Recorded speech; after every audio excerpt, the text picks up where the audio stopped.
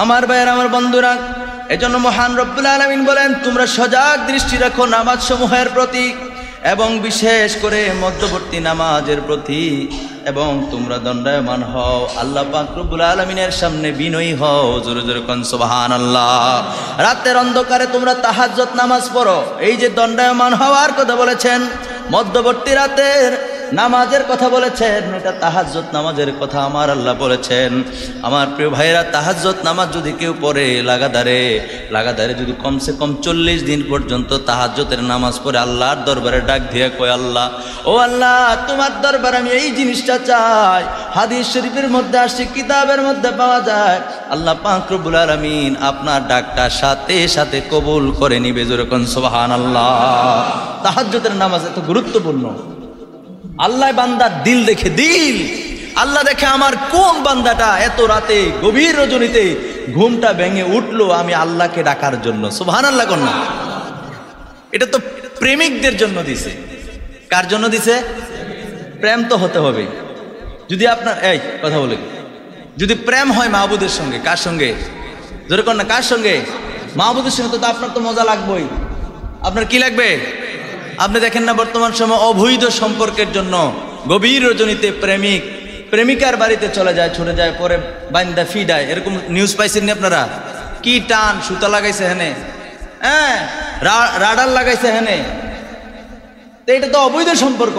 দুনিয়ার একটা মানুষকে ভালোবেসে যদি অবৈধ সম্পর্ক, দুনিয়ার মানুষকে ফাঁকি দিয়ে রাতের অন্ধকারে আরেকজনের বাসায় চলে যেতে পারে, আরে সেই যেই মাবুদ আপনাকে আমাকে বানাইলো, যে মাহবুদ পরকালে আর বিনিময়ে আপনাকে পরম সুখময় স্থানে জায়গা করে দিবেন, সেই মাহবুদের প্রেমে কি একটু রাতে ঘুমটা ভেঙে উঠে আল্লাহকে ডাকার দরকার আছে নাকি নাই?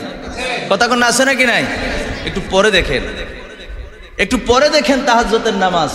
দেখবেন আপনি যখন ঘুম থেকে উঠবেন রাতের 12টা, 1টা, 2টা বা 3টায়, ফজরের নামাজের আগ মুহূর্ত পর্যন্ত, দেখবেন যে আপনি যদি উঠেন আর কি মন থেকে, দেখবেন যে সবাই ঘুমাই রয়েছে, আপনি উঠছেন, ওইটা আজ থেকে রোজ, তখনই দেখবেন আপনার মনটা একেবারে নরম হয়ে গেছে, কমল। আপনি দুনিয়ার সব ঘুমায়, পশু পাখিরা ঘুমায়, আপনার পরিবার পরিজন ঘুমায়, আপনার স্ত্রী, ছেলে মেয়ে, আপনার মা বাবা সবাই ঘুমাইতেছে, আপনি শুধু উঠছেন কাকে ডাকার জন্য? কাকে ডাকার জন্য? আল্লাহ কি ঘুমায় না দেখে? আপনি যে উঠছেন এটা দেখেনি আল্লাহ? তা আপনি যে উঠছেন, উঠার পরে দেখবেন আপনি যখন নামাজ পড়ার নিয়তটা করছেন, আস্তে আস্তে করে উঠছেন, ওইটা আস্তে আস্তে অজুটা করছেন, অজুটা করার থেকে, ঘুম থেকে ওঠার পর থেকে আপনি যখন নামাজটা পড়বেন, দেখবেন আপনার মনের ভিতরে কেমন যেন একটা রবের সঙ্গে আপনার কেমন যেন একটা মায়া দরদ, আরে আমি এখন ডাকলে আল্লাহ আমার ডাকটা কবুল করবে। মনের ভিতরে ইচ্ছা শক্তি আর বেড়ে যায়। সুবহানাল্লাহ কোন? যারা তাহাজ্জুদ করছেন তারা দেখবেন, আপনি ওই সময় দেখবেন সেজদা করছেন, দুনিয়ার ফজর, জোহর, আসর, মাগরিব, এশা এগুলাতে দেখবেন রুকু সেজদার মধ্যে মানুষ একটু তাড়াহুড়া করেনি, কিন্তু যখন রাত্রে গভীর রাতে আপনি উঠবেন তাহাজ্জুদ পড়ার জন্য, তখন দেখবেন আপনার ভিতরে কোনো তাড়াহুড়াও নাই। সুবহানাল্লাহ কোন না? আপনার মনটা তখন ধৈর্য দিয়ে ভরপুর হয়ে যাবে। কেন জানেন? আপনি মনে মনে করবেন, এত কষ্ট করে উঠছি ঘুম থেকে, আহারে এত ঘুম ভাঙা আমি উঠলাম মাহবুদরে ডাকার জন্য, এত এই আরামের ঘুমটা ভাঙা উঠলাম, আমি কি ধীরে ধীরে তাসবিহটা পড়বো না? আমি রুকুটা তো ধীরে ধীরে করবো, সেজদাটা তো ধীরে ধীরে করবো। তখন আপনার মনের ভিতরে তাড়াহুড়ার কোনো টেনশন থাকবে না, দুনিয়ার কোনো খেয়াল থাকবে না, আপনার চিন্তা থাকবে আপনি আপনার মাহবুদের জন্য এই ঘুমটা ভাঙছেন। ঠিক না বলেন? এই জন্য তাহাজ্জুদ নামাজ পড়ার একটা শর্ত হইল ঘুমাইতে হইব। তাহাজ্জুদ নামাজ পড়ার শর্ত কি? ঘুমাইতে হইব, আপনি ঘুম থেকে উঠতে হইব। যদি কেউ সারা রাত্র অগমা থাকে, তাহলে সেই ক্ষেত্রে মুফাসসিরিন কেরাম এরকম ব্যাখ্যা দিয়েছেন, যেহেতু সে তাহাজ্জুদ পড়ার ইচ্ছা বা তাহাজ্জুদ সে সবসময় পড়ে, তো সেই হিসেবে সে তাহাজ্জুদ পড়ে নিবে। কিন্তু মূলত তাহাজ্জুদটা দেওয়া হয়েছে আপনি ঘুমাইবেন, ঘুম থেকে উঠবেন। আপনি যে ঘুম থেকে উঠলেন, এই যে দরদ মাখা হৃদয় নিয়া মাহবুদের কাঠ করে আপনি আল্লাহু আকবার করে এই যে হ্যান্ডকাপটা লাগাইলেন, এটাই আল্লাহ দেখে। যেরকম সুবহানাল্লাহ। বুঝাইতে পারছি আমি? الصلاة وآتوا الزكاة واركعوا কারিমার মধ্যে আল্লাহ বলেন, আকিমুস সালাত, তোমরা নামাজ কায়েম করো, ওয়া আতুজ যাকাত, এবং যাকাত প্রদান করো, ওয়ারকাউ মা'আর রাকিঈন, যারা রুকুকারী তাদের সঙ্গে তোমরা রুকু করো। জোরে জোরে কোন সুবহানাল্লাহ। 1 নম্বরে আয়াতে কারিমার মধ্যে আল্লাহ বললেন, যারা বান্দারে, ও বান্দা, তোমরা নামাজ কায়েম করো, নামাজ প্রতিষ্ঠা করো। এরপরে বললেন যাকাত প্রদান করো। আমার প্রিয় ভাইয়েরা, আমার বন্ধুরা, ইসলামের স্তম্ভ হইল 5টা।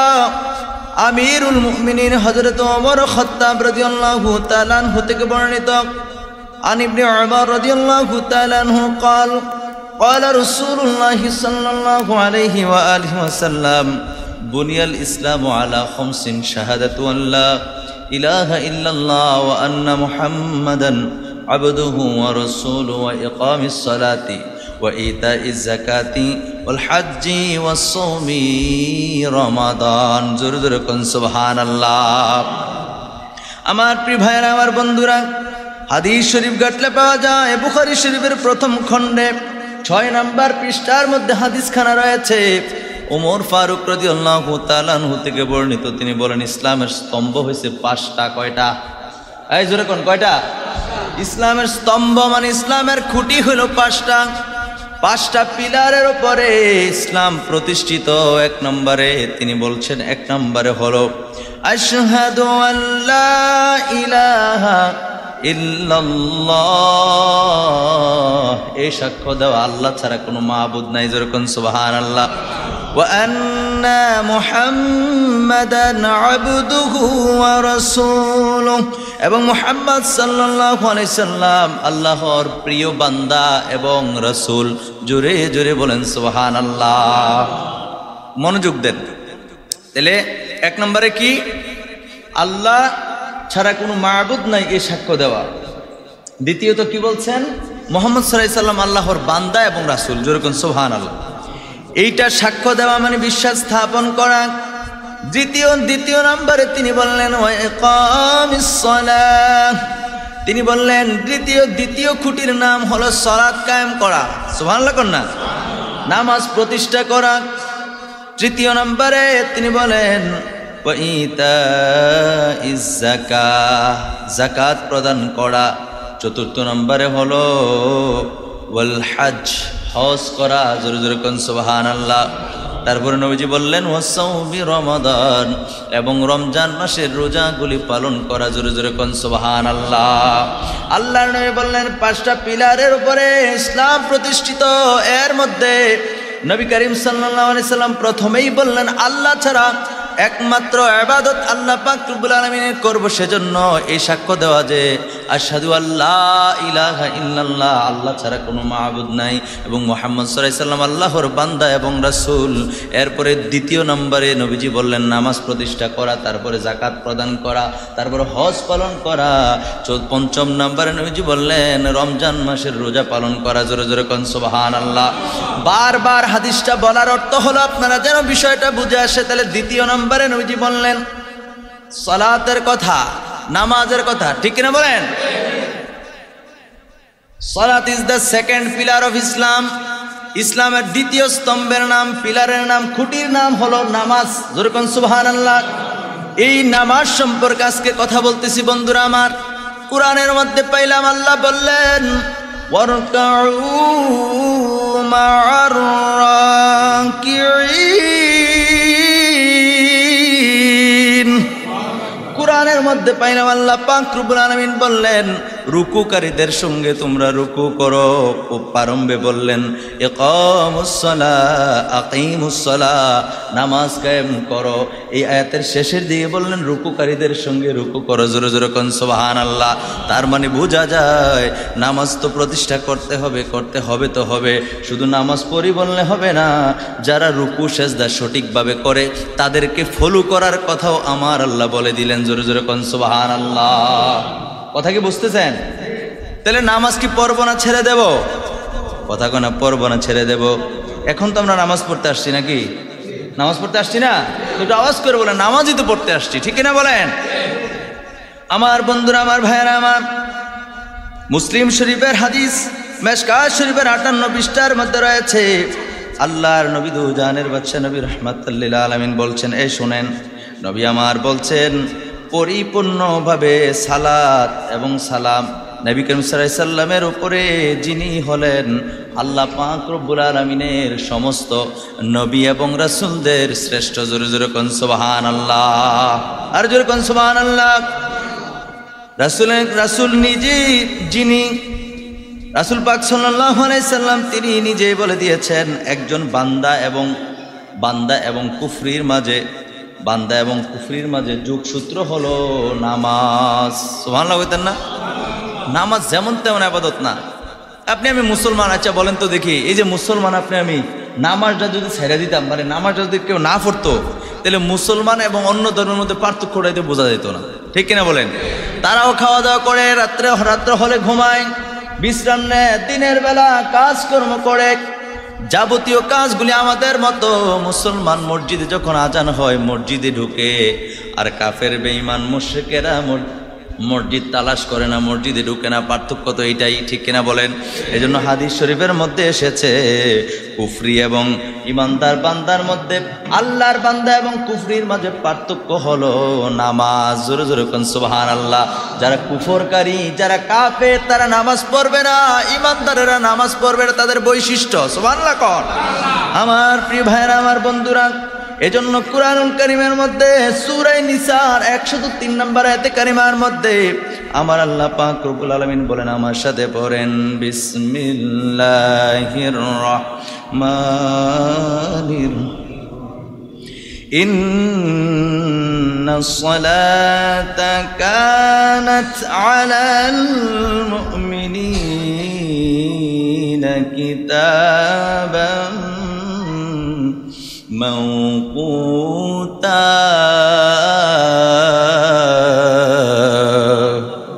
জোরে কোন আল্লাহু আকবার। আল্লাহ পাক রব্বুল আলামিন সূরা নিসার 103 নম্বর আয়াত কারিমার মধ্যে আল্লাহ জানিয়ে দিলেন, ইন্নাস সালাতা কানাত আলাল মুমিনিনা কিতাবাম মাওকুতা। আল্লাহ পাক রব্বুল আলামিন বলেন, নিশ্চয়ই নামাজ মুমিনদের উপরে নির্দিষ্ট সময়ে ফরজ করা হয়েছে। যেরকম সুবহানাল্লাহ। নামাজটা যে কোনো সময় আদায় করলে হবে না। ফজরের একটা নির্দিষ্ট টাইম আছে, আসেনি? তোমার কথা কেন আসেনি? জোহরের একটা নির্দিষ্ট টাইম রয়েছে, আসরেরও নির্দিষ্ট টাইম রয়েছে, মাগরিব এশা বিতিরের নামাজেরও নির্দিষ্ট টাইম আছে নাকি নাই? এগুলা ছাড়া যদি আপনি বলেন আমরা বছরে 2টা ঈদের নামাজ পড়ি, ওইটারও নির্দিষ্ট টাইম আছে না নাই? তাহাজ্জুদের নামাজের নির্দিষ্ট টাইম আছে না নাই? এমনি করে আল্লাহ পাক রব্বুল আলামিন বলেন, মুমিনদের উপরে নির্দিষ্ট সময় নামাজ আদায় করা ফরজ। সুবহানাল্লাহ। তাহলে বোঝা যায় 5 ওয়াক্ত নামাজ পড়া ফরজ, আর নির্দিষ্ট টাইমে আদায় করে এই 5টা ওয়াক্ত চিনা, আরো 5টা ফরজ। যেরকম সুবহানাল্লাহ। একটা হলো ফজরের নামাজ পড়া ফরজ, জোহরের নামাজ পড়া কি ফরজ, এমনি 5 ওয়াক্ত নামাজ পড়া ফরজ।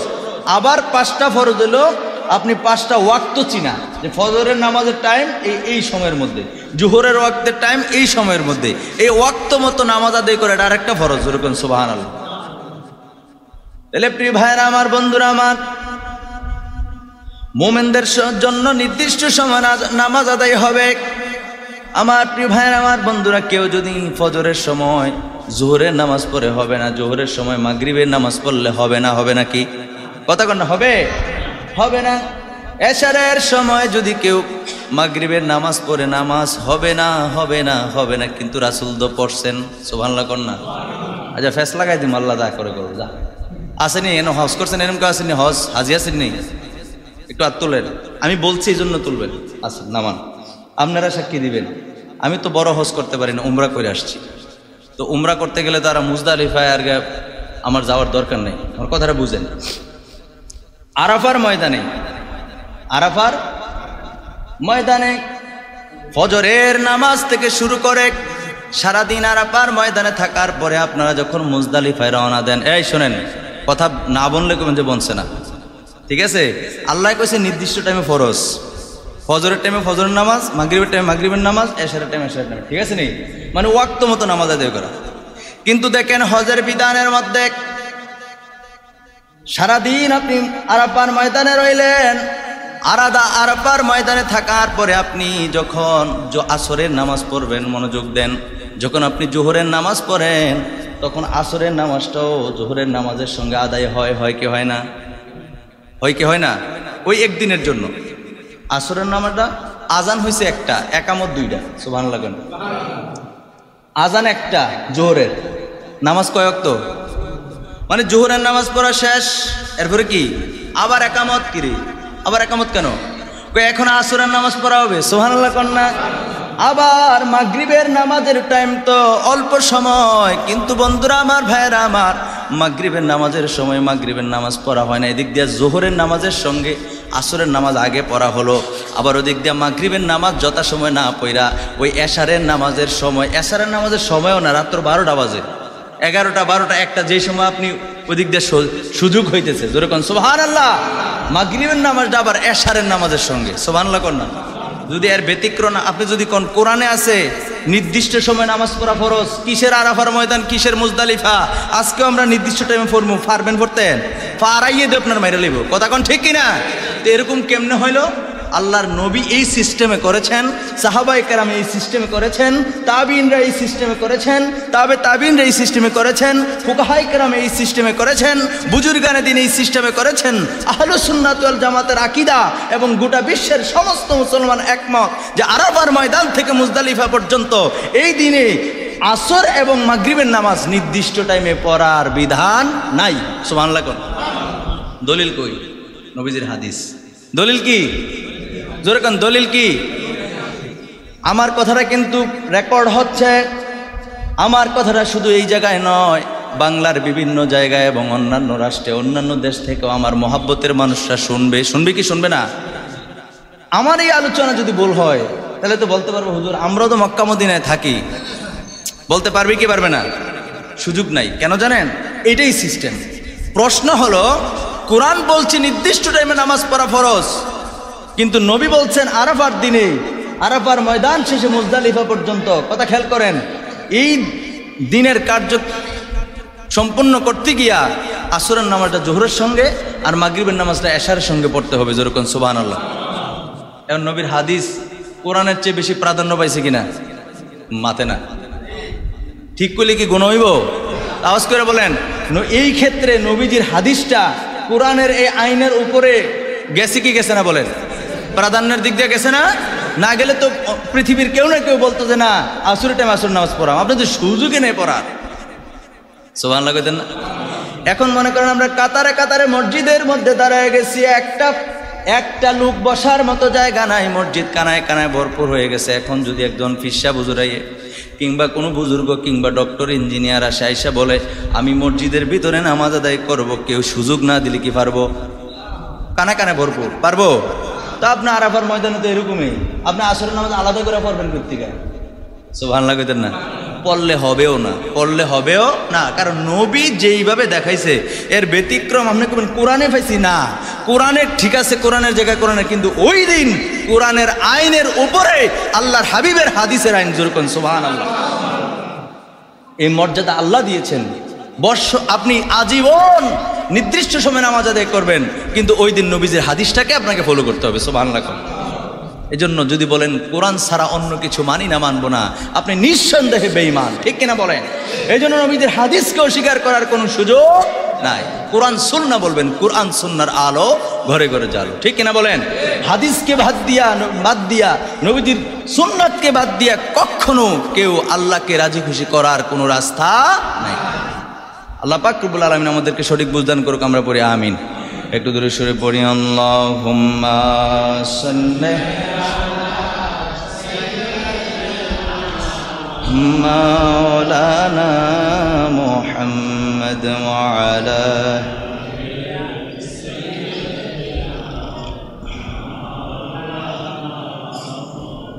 আমার ভাইরা, আমার বন্ধুরা, আল্লাহ পাক রব্বুল আলামিন কাল হাসরের ময়দানে যারা নামাজ পড়বেন অপরাধী তাদেরকে জিজ্ঞেস করবে মা সালাকাকুম ফি সাকার। আল্লাহু আকবার বলেন।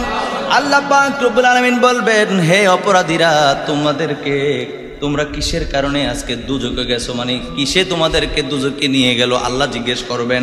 আমার ভাইরা, আমার প্রিয় ভাইরা, আমার বন্ধুরা, উত্তর আসবে ক্বালু লাম নাকু মিনাল মুসাল্লিন। উত্তরে সেদিন বেঈমান কাফের, বেঈমানেরা যারা নামাজ পড়বে না, যাদের ঈমান থাকবে না, যারা দুজকি হবে, তারা এক সুরে উত্তর দিবে, তারা বলবে আমরা পৃথিবীতে নামাজ পড়তাম না, যার কারণে আজকে আমরা দুজকে আছি। জোরে জোরে কোন নাউযুবিল্লাহ। তাহলে বোঝা গেল নামাজটা আমাদেরকে পড়তে হবে, আমাদের যাবতীয় সব কাজের মাঝখানে নামাজটা সুযোগ করে নিতে হবে, ঠিক কিনা বলেন? নামাজ পড়তে হবে, নামাজ ছাড়া কোনো সুযোগ নাই। এই যে বললাম, এটা সূরা মুদ্দাসসিরের আয়াত নাম্বার 42 এবং 43, যেরকম সুবহানাল্লাহ। 42 নম্বর আয়াতে আসছে আল্লাহ প্রশ্ন করবে, 43 নম্বর উত্তরে তখন বেঈমানেরা কি উত্তর দিবে সেটাও আল্লাহ বলে দিয়েছেন। সুবহানাল্লাহ কোন আমার বন্ধুরা, আমার ভাইয়েরা আমার, তাহলে আল্লাহ পাক রব্বুল আলামিন বললেন তোমরা নামাজের প্রতি তোমরা মনোযোগী হও, দৃষ্টি রাখো। এই কথা আমার আল্লাহ পাক রব্বুল আলামিন বললেন যে তোমরা নামাজের প্রতি দৃষ্টি রাখো এবং তোমরা কি করো, বিশেষ করে মধ্য রজনীতে নামাজের প্রতি খেয়াল করো। এরপর আল্লাহ পাক রব্বুল আলামিন বলেন তোমরা দণ্ডায়মান হও আমি রবের সামনে বিনয়ীভাবে, জোরে কোন সুবহানাল্লাহ। আমার বন্ধুরা, আমার ভাইয়েরা আমার, মহান রব্বুল আলামিন বলেন সফল কাম মুমিন তো তারাই যারা তাদের নামাজের প্রতি বিশেষ যত্নবান, মানে যত্নবান, ধীরে ধীরে নামাজ পড়ে, নামাজের রুকু সেজদা তাসবিহ তাহলিল সুন্দরভাবে আদায় করে, অর্থাৎ নামাজের প্রতি বিশেষ যত্নবান। এই সকল লোকগুলি হলো উত্তরাধিকারী। কিসের উত্তরাধিকারী? তারা হলো জান্নাতের উত্তরাধিকারী। জোরে জোরে কোন সুবহানাল্লাহ, আরো জোরে কোন সুবহানাল্লাহ। আর তারা ওই জায়গার মধ্যে থাকবে কতদিন, সেটাও হাদিস শরীফের মধ্যে এসেছে, ফিহা খালিদুন।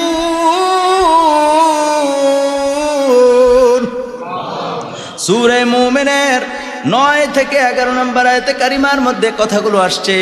আল্লাহ পাক রব্বুল আলামিন বলে দিয়েছেন তারা যখন জান্নাতে প্রবেশ করবে, ওখান থেকে আর কেউ ডিস্টার্ব করবে না, তাকে কেউ বের করবে না। তারা থাকবে ফিহা খালিদুন, তারা থাকবে অনন্তকাল, চিরকাল, যেখান থেকে আর বের হবে না। জোরে জোরে কোন সুবহানাল্লাহ। মানে চিরস্থায়ীভাবে তারা অধিবাসী হয়ে যাবে জান্নাতের। জোরে জোরে কোন সুবহানাল্লাহ।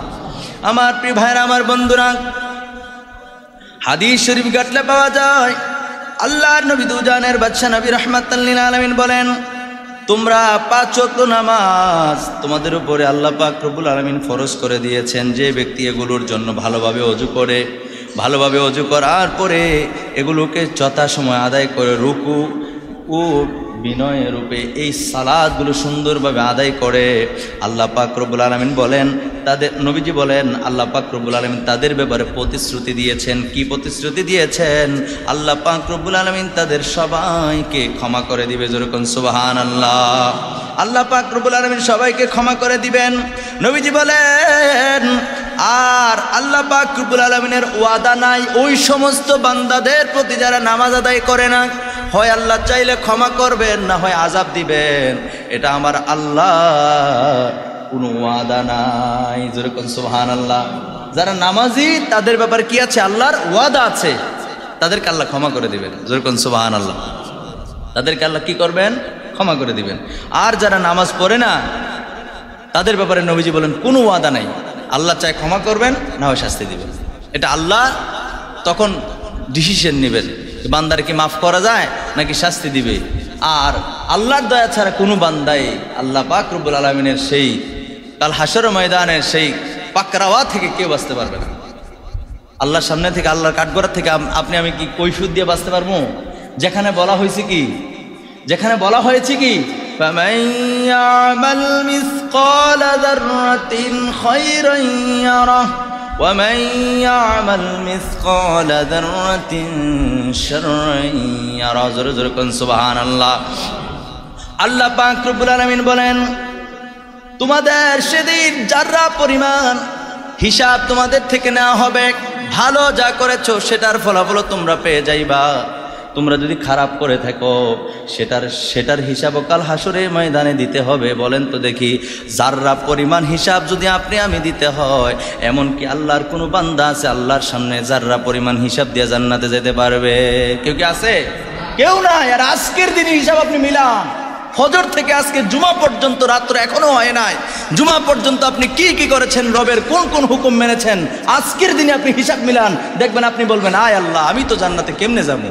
তোমার কাঠগড়ায় দাঁড়ায় কাল হাসরের ময়দানে তুমি যদি যাররা পরিমাণ আমাদের থেকে হিসাব নাও, নেকের হিসাব নাও এবং বদের হিসাবে নাও, আমরা একটি বান্দাও তোমার জান্নাতে যেতে পারবো না। কিন্তু হিসাব করে দেখেন, জান্নাত হচ্ছে 8টা, জাহান্নাম কয়টা? 7টা। তো সেই দৃষ্টিকোণ থেকে জান্নাত তো একটা বেশি বানাইছে। যেরকম সুবহানাল্লাহ। তো যাররা পরিমাণ হিসাব দিয়ে জান্নাতে যাইতে পারতাম না, তাহলে বোঝা গেল জান্নাতে নেওয়ার একটা রাস্তা আছে। আছে না নাই? কথা কোন আছে না নাই? জান্নাত আল্লাহ বেশি বানাইছে। জান্নাত বেশি বানাইছে, একটা বেশি বানাইছে, জাহান্নাম 7টা, জান্নাত 8টা। যাররা পরিমাণ হিসাব নেবে সেটাও আল্লাহ বলেছেন। কিন্তু আবার যাররা পরিমাণ হিসাব নিলে তো আমরা কেউ জান্নাতে যেতে পারবো না। কেউ বুকে হাত দিয়ে বলতে পারবো না যে আমি সুফি, আমি জান্নাতে যাবো। এই কথা দুনিয়ায় বৈশা থেকে কেউ কইতে পারবে না। পারবে? কথা কোন পারবে? কেউ পারবে না। তার মানে 8টা জান্নাত বানিয়েছে আল্লাহ কি খাইলা ফালাই রাখবো? কথা কোনা এটা কি খালি ফালাই রাখবে? এইটাকে জান্নাতে নেওয়ার জন্য অন্য হাদিসগুলিতে দেখা যায় যাররা পরিমাণ ঈমান যার ভিতর আছে, নবী, ওলি, নবীর সাহাবায়ে কেরাম, তাবিন, তাবে তাবিন, মুত্তাকিন, সাদিকিন, সলিহিন যারা আছেন, আলেম পর্যন্ত, একজন হাফেজ পর্যন্ত, তাদেরকে টেনে টেনে জান্নাতে নিয়ে যাবে। যেরকম সুবহানাল্লাহ। সারাংশ বললাম, সারমর্ম বললাম, ওইটা আল্লাহ পাক রব্বুল আলামিন ওই সিস্টেম রেখেছেন। এই জন্য হক্কানি মানুষদের সঙ্গে, আলেমদের সঙ্গে, ওলিদের সঙ্গে সূত্র রাখতে হবে। ঠিক কিনা বলেন? এই জন্য দেখবেন অনেক মানুষ বলবে উনি একটা আলেম, আলেমের সঙ্গে কেমনে কথা বলবো, অনেকে খুব ভয় পায়। আবার অনেকে দেখবেন মুখের উপরে কথা বলে। আছে না নাই? কথা কোন না, আছে না নাই? দুনিয়ার সব আলেম কি সমান? আমি না ছোট মানুষ, একেবারে ছোট নগণ্য মানুষ। আলেম জগতের মধ্যে মনে করেন আমার চেয়ে নগণ্য আর কেউ নাই, আমার চেয়ে ছোট আর কেউ নাই। আমার সঙ্গে না হয় আপনি যেমনি মনে সেমনি কথা বলেন, কিন্তু দেখতে আমারই মতো আরেকজনের সঙ্গে আপনি টক্কর দিয়েছেন, আপনার পরকাল পর্যন্ত নষ্ট হয়ে গেছে। ঠিক কিনা বলেন? এই জন্য সাবধান, এই জন্য সাবধান। আলেমদেরকে মহব্বত করতে হবে, ভালোবাসতে হবে। আলেমদের সঙ্গে কথা বলার আগে আপনি চিন্তা করতে হবে। আবার চিন্তা করবেন আলেম তৈব, যে নবীরা আমার মতো কয় সে কোনোদিন আলেম না, আলেমই না। ঠিক কিনা বলেন? নবীর সঙ্গে যার বেয়াদবি আছে তারে আপনি আলেম মনে করবেন কিতে, সে তো আলেমের ক্যাটাগরিতে পড়ে না। সম্মান করবেন আলেমকে, বলা হয়েছে আলেমকে, কারণ আল ওয়ারাসাতুল আম্বিয়া কি, আল উলামা ওয়ারাসাতুল আম্বিয়া, নবীজির হাদিস, উলামায়ে কেরাম কি নবীজির ওয়ারিস। সুতরাং কোন আলেমগণ, তাফসিরে জালালাইন খুলেন, স্পষ্ট রয়েছে। আল্লামা জালালউদ্দিন সুয়ুতী রাহমাতুল্লাহ আলাইহি বলেন, যে আলেমের কাছে ইলমে শরীয়ত, ইলমে তরিকত, মানে ইলমে জাহির এবং বাতিনের জ্ঞান রয়েছে, সে হলো আলেম। জোরে জোরে কোন সুবহানাল্লাহ। যেই সমস্ত আলেমগুলি নবীজির সঙ্গে বেয়াদবি করে, দেখবেন প্রত্যেকটা শরীয়তের আলেম, তরিকতের কোনো জ্ঞান নাই। ঠিক কিনা বলেন? তরিকতের ইলমে জাহির, ইলমে বাতিনের কোনো, তাদের কোনো জ্ঞানে নাই। সামান্যতম ক্লাস 1-এ পড়লেও তো সে 1-এ পড়ছে, ক্লাস 1 পর্যন্ত, 2 পর্যন্ত পড়লেও তো সে পড়ছে। ঠিক কিনা বলেন? এগুলার এই ক্যাটাগরির, এই ধরনের কোনো যোগ্যতাও তাদের মাঝে নাই। আল্লাহ পাক রব্বুল আলামিন আমাদের সবাইকে সঠিক বুঝদান করুক। সকলে পড়ি আমিন, জোরে পড়ি আমিন। তো আল্লাহ পাক রব্বুল আলামিনের হুকুম বরাবর থাকবে। আল্লাহ বলেছেন ফামান ইয়ামাল মিসকালা যাররাতিন খায়রান ইয়ারা ওয়া মান ইয়ামাল মিসকালা যাররাতিন শাররান ইয়ারা। এই হুকুম বলবৎ থাকবে, কিন্তু আল্লাহ আবার দয়া করে নবীজির মাধ্যমে ওই শাফাতের সুযোগ করে দিবেন। জোরে কোন সুবহানাল্লাহ, আরো জোরে কোন সুবহানাল্লাহ। একটু দূরে সরে পড়ি আল্লাহুম্মা সাল্লি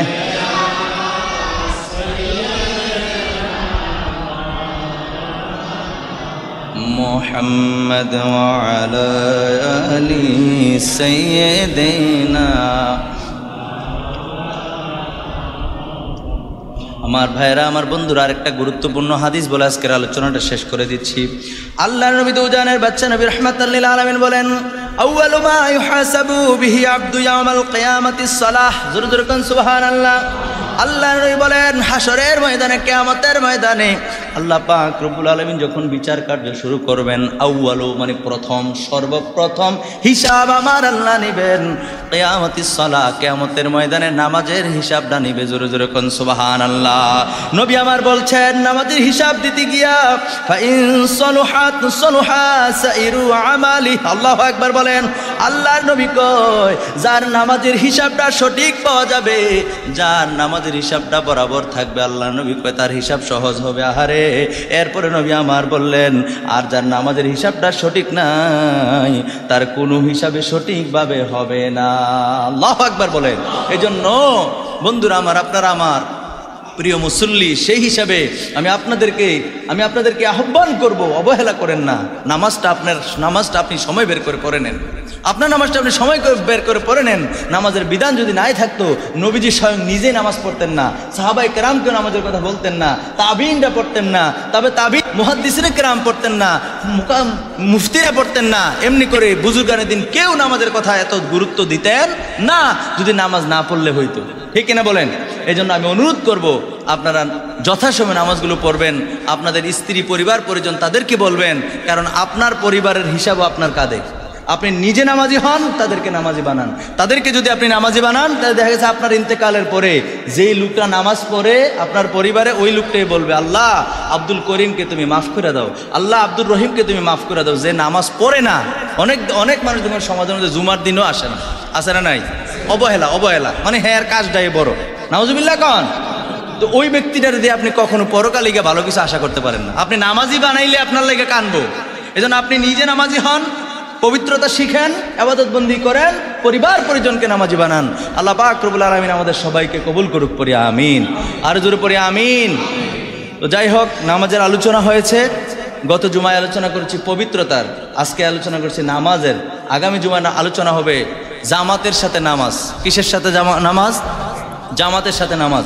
এরকম পরম্পরা ধারাবাহিকভাবে 3-4টা জুমা শুধু নামাজের উপরে বিস্তারিতভাবে আলোচনা হবে। আল্লাহ পাক রব্বুল আলামিন আমাদের সবাইকে 5 ওয়াক্ত নামাজ যথাসময় পড়ার তৌফিক দান করুক, আমরা পড়ি আমিন। ওমা তৌফিক ইল্লা বিল্লাহ। আসসালামু আলাইকুম ওয়া রাহমাতুল্লাহ। যারা সুন্নাত পড়েন